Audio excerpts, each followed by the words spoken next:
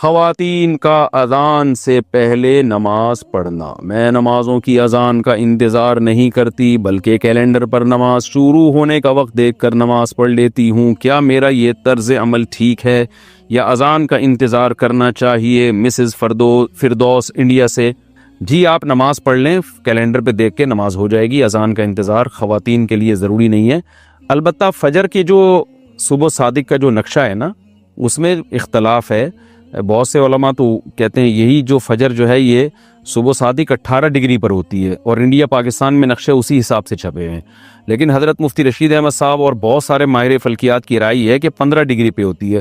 تو انڈیا، پاکستان، بنگلہ دیش، برما میں وہ 15 ڈگری جو فجر ہے وہ موجودہ نقشوں کے کم سے کم 15 سے 20 منٹ کے بعد شروع ہوتی ہے۔ تو آپ فجر میں یہ احتیاط کر لیں کہ جو فجر میں صبح صادق کا ٹائم لکھا ہوا ہے اس سے 20 منٹ کے بعد آپ فجر پڑھ لیں۔ باقی نمازوں میں جیسے ہی وقت داخل ہو آپ پڑھ لیں، تو کوئی حرج نہیں ہے۔ کیا اذان کے دوران نماز پڑھ سکتے ہیں؟ اذان ہو رہی ہو تو نماز پڑھ سکتے ہیں یا کچھ دیر ٹھہر کر نماز پڑھنی چاہیے؟ مریم نواز۔ پڑھ سکتے ہیں نماز، لیکن افضل یہی ہے کہ اذان سن لیں، اطمینان سے اذان سن کے اس کا جواب دیں، پھر اذان کی دعا پڑھیں، اس کے بعد نماز پڑھیں۔ رسول اللہ صلی اللہ علیہ وسلم نے فرمایا کہ جب مؤذن اذان کہے تو فقولوا مثل ما قال المؤذن، تو وہی الفاظ دہرایا کرو جو مؤذن کہہ رہا ہے، لیکن حی علی الصلاۃ اور حی علی الفلاح پہ لا حول ولا قوت الا باللہ کہا کرو۔ تو اگر آپ اذان کے دوران نماز پڑھیں گی تو پھر یہ اذان کا جواب کون دے گا؟ تو اس لیے بہتر یہی ہے کہ اذان کے دوران اذان سنی جائے، انہی الفاظ کو دہرایا جائے کہ اللہ ہم بھی اقرار کرتے ہیں کہ تیرے سوا کوئی عبادت کے لائق نہیں، اور پھر آخر میں درود شریف پڑھ کے نبی صلی اللہ علیہ وسلم پہ دعا پڑھی جائے۔ اللہم رب هذه الدعوة التامة والصلاة القائمة آت محمدا الوسیلة والفضیلة وابعثه مقاما محمودا الذی وعدته انك لا تخلف الميعاد۔ آپ نے فرمایا جو اذان کا جواب دے اور یہ دعا پڑھے، حلت لہو شفاعتی، میری شفاعت اس کے لیے لازم ہو جائے گی۔ تو اتنی بڑی فضیلت ہے، یہ اس پر عمل کرنا چاہیے۔ محمد صاحبان سعودی عرب سے پوچھتے ہیں، میں جس علاقے میں رہتا ہوں یہاں مسجد تقریباً 2 کلومیٹر دور ہے اور اذان کی آواز بھی نہیں آتی، چنانچہ ہم موبائل پر ہی اذان سن کر اقامت کہہ کر نماز پڑھ لیتے ہیں۔ کیا اس طرح کرنا صحیح ہے یا ہمیں اذان اور اقامت دونوں کہنی چاہیے؟ نیز جو نمازیں پڑھی گئی ہیں وہ ادا ہو گئی کہ نہیں؟ بھائی اس طرح کرنا بالکل بھی ٹھیک نہیں ہے۔ نمازیں تو ہو گئیں، اذان کے بغیر بھی نماز ادا ہو جائے گی، مگر یہ خلاف سنت ہے۔ فرض نماز آپ کو اذان کہہ کے پڑھنی ہے۔ ہاں اگر اذان کی آواز آپ کو آتی ہے، دور کوئی مسجد ہے جس کی آواز آپ تک آ رہی ہے، پھر آپ کے لیے اذان کہنا یہ ضروری نہیں ہے۔ عبداللہ ابن مسعود رضی اللہ تعالیٰ عنہ کا مشہور قول ہے، اذان الحی یکفینا، محلے کی اذان ہمارے لیے کافی ہے۔ لیکن اگر اذان کی آواز نہیں آتی تو پھر آپ کو چاہیے کہ آپ پراپر طریقے سے اذان کہیں، اقامت، اور پھر اس کے بعد فرض نماز ادا کریں۔ اذان کے بعد درود و سلام کا حکم۔ ہمارے گاؤں میں اذان سے پہلے اور اذان کے بعد صلاۃ والسلام پڑھا جاتا ہے، کیا یہ صحیح ہے؟ اس بارے میں رہنمائی فرما دے۔ خواجہ صاحب گجرات پاکستان سے۔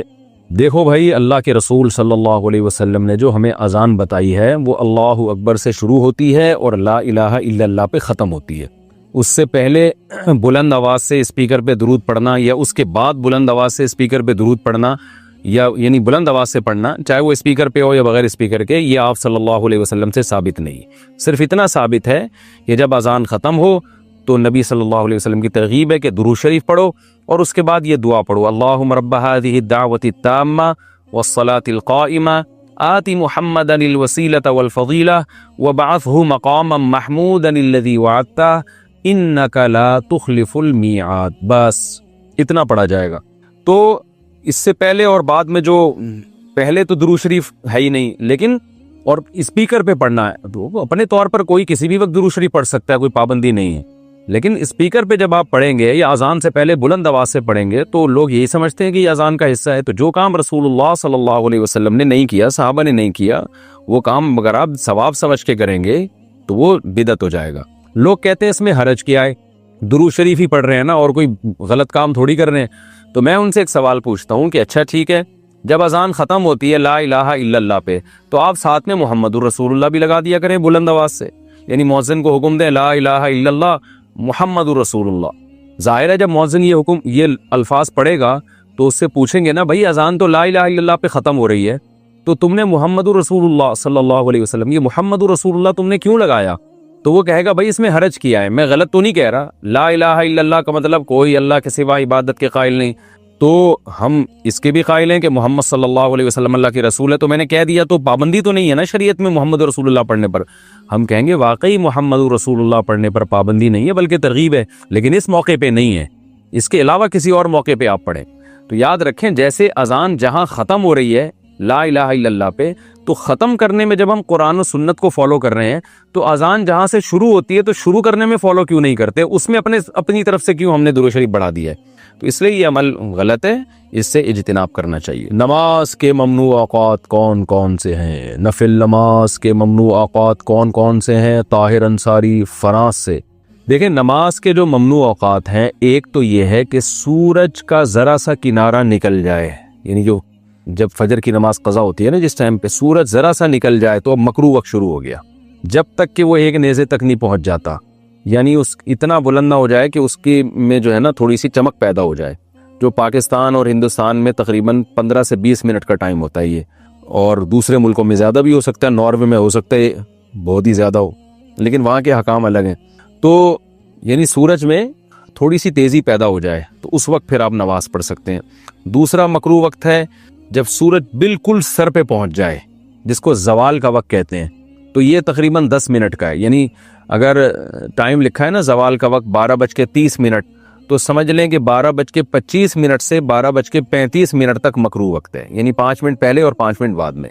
اور جب سورج غروب ہونے لگتا ہے تو جب غروب ہونے کے قریب پہنچ جائے گا، یعنی غروب ہونے سے ہندوستان پاکستان میں تقریباً 15 سے 20 منٹ پہلے، جب اس میں کی تیزی میں کمی پیدا ہو جائے، یعنی سورج کی چمک باقی نہ رہے، تو غروب ہونے سے 15-20 منٹ پہلے تک یہ ایسا ہوتا ہے، تو اس وقت بھی مکروہ وقت شروع ہو جاتا ہے. اس وقت بھی کوئی نماز نہیں پڑھ سکتے جب تک سورج مکمل غروب نہ ہو جائے.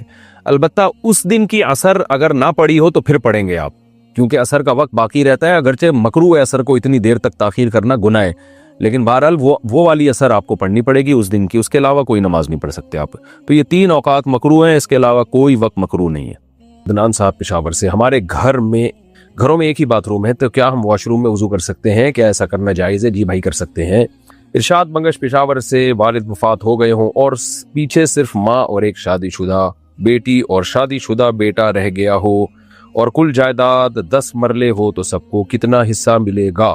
دیکھیں والد صاحب کی وفات ہو گئی، صرف ان کی بیوہ ہے، ایک شادی شدہ بیٹی اور شادی شدہ بیٹا ہے، والد صاحب کے والدین بھی نہیں ہیں. یہ بھی اگر ایسا نہ ہو تو پھر کیا ہوگا؟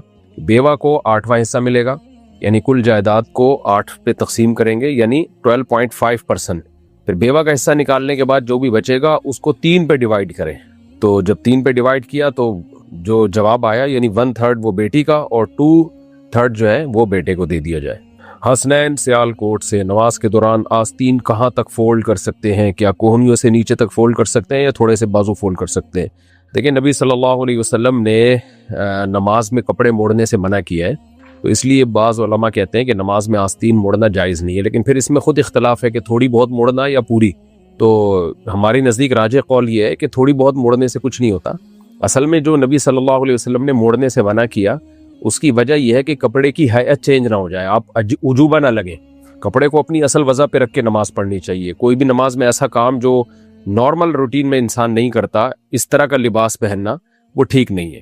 تو نارمل روٹین میں تو ہم تھوڑے بہت آستینیں موڑ لیتے ہیں، ہاں یہاں تک نہیں چڑھائی جاتی آستینیں، وہ پھر عجیب سا لگتا ہے انسان. تو اس لیے تھوڑی سی آستینیں کسی نے موڑ لیں تو اس سے کوئی فرق نہیں ہے. البتہ نماز میں یہاں تک آستینیں موڑنا تو آپ کی حیت چونکہ جو اصل وضع ہے وہ چینج ہو جاتی ہے، تو یہ مکروہ ناجائز عمل ہے. لیکن اگر تھوڑی بہت آستین موڑ لی تو انشاءاللہ اس میں کوئی حرج نہیں ہے. لیکن اگر کوئی احتیاط کرے کہ تھوڑی سی آستین بھی نہ موڑے تو یہ زیادہ اچھا ہے. لیکن یہ خوب سمجھ لیں اگر کسی کی آستینیں ہیں ہی چھوٹی، جیسے شرٹ پہنی بھی ہے تو آستینیں ہی یہاں تک ہے، اس میں کوئی حرج نہیں ہے. بات ہے آستین موڑنے کی. اور ایک مسئلہ یہ بھی ہے کہ اس سے